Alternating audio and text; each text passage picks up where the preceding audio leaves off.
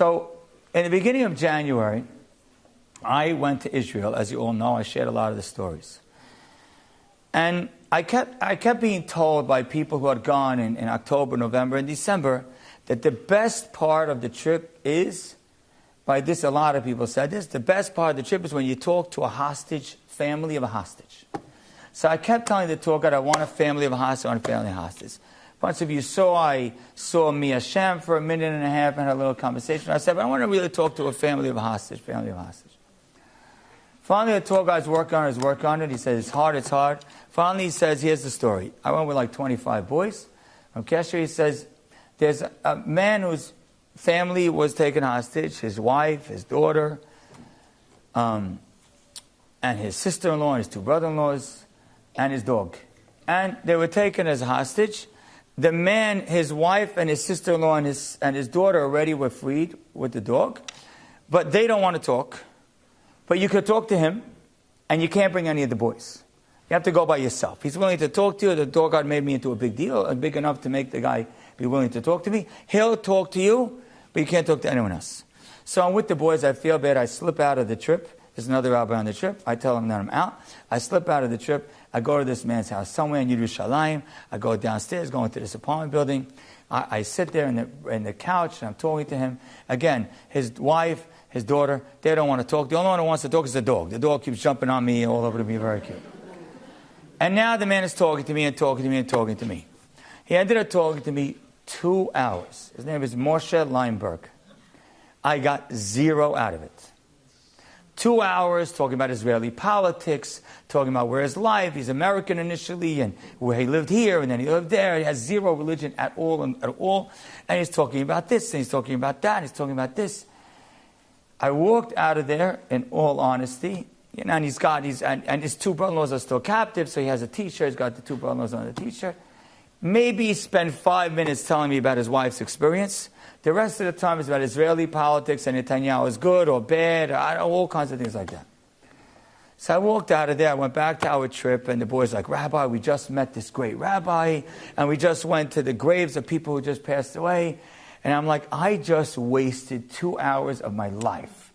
I can't believe I did it. And I was just so annoyed. Because if I got something juicy, and you know how I know what I was, that I never shared, when I came back and I shared with you 2 classes, I shared with you all the stories, I never told you anything about this. Because this was a complete zero. It was just nothing. The only thing I learned is that it's a shame when you have no religion. That it's so much more helpful to have religion. But that's it. I didn't get anything out. I don't remember one word that was said. I don't remember where he lived. Maybe it was Geneva at some point. I don't remember anything. Okay. For the next 24 hours on the trip, I kept being fuming. There's another rabbi, maybe with me, Rabbi Alex, is right. He says, Rabbi, what's wrong? I'm like, I just can't believe we're on this trip for 4 days, and I wasted it. And then I traveled there and went to wait for a cab to get back. It was freezing cold. Like, just the whole thing was just, You get what I'm saying? You ever had those experiences in life? You have that, right? Okay, good. Okay, now, a few weeks ago, I get called to speak this past Monday night in Deal, New Jersey. Why in Deal, New Jersey? Because a few months ago, there were a couple of girls who came to Deal from Israel. Their father was a hostage. His name was Louis Har. And their father was a hostage. And these girls came to Deal and they spoke to the community in Deal. And they met with Rabbi Nahum, who is a prominent rabbi in the Syrian community in Deal. And Rabbi Nahum gave him a beracha and he said, Ani maftiach lach. I promise you that if you start to keep Shabbat, Hashem will free your father. And they started to keep Shabbat. I'm not sure fully or not, but they lit candles every Friday night and they started to keep Shabbat. And then their father, Louis Har, was released. So they asked me to come. He was released actually on the night of Super Bowl Sunday. So they asked me, it was a whole raid to save him. So now they asked me to come to be a guest speaker. So usually the way it works, when anyone calls me to be a guest, I have someone usually answers for me. But we find out a couple of details. What night, what time, what's the expectation, how am I getting there, what's the topic? Okay, good. And we say yes or no. And then my opinion is, right when you get closer to the event, you need to ask a million questions because I want to understand the whole texture of where I'm coming to it, what it's about, and what exactly is their religious level, and what they're doing, what happened. So on Monday afternoon, I call one of the ladies in charge, and I say, tell me the story. Tell me exactly what happened. It says the two girls, and it says about the Rabbi Nahum, and she'll tell me the whole thing.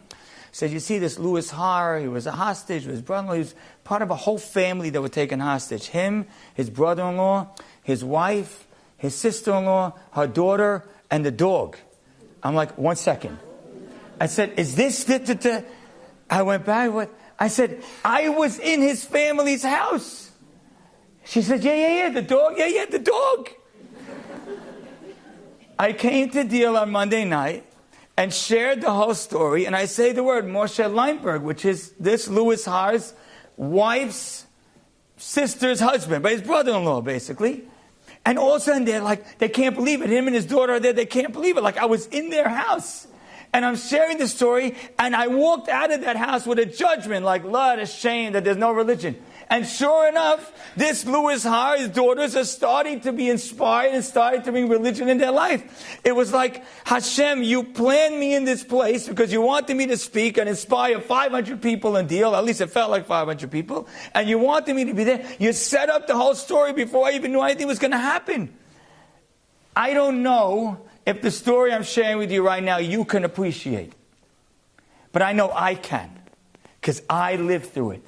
And it's my life, and it's my story. And when you live your story, it's not about getting validation from anybody else. It's about living your own path and living your own story. The one person who appreciates, yesterday I shared it with Alex Mizrahi, who was with me on the trip. He literally fell off his chair. He said, I can't believe it. You were complaining so much about going to that house, and I can't believe you ended up speaking on behalf of that family in such a roundabout way. But there's so many of these stories that happen in your life, maybe not with hostages and stuff, but there's so many of these stories that happen in your life. There's no validation from anybody else that's needed. This is your life that you're living your way.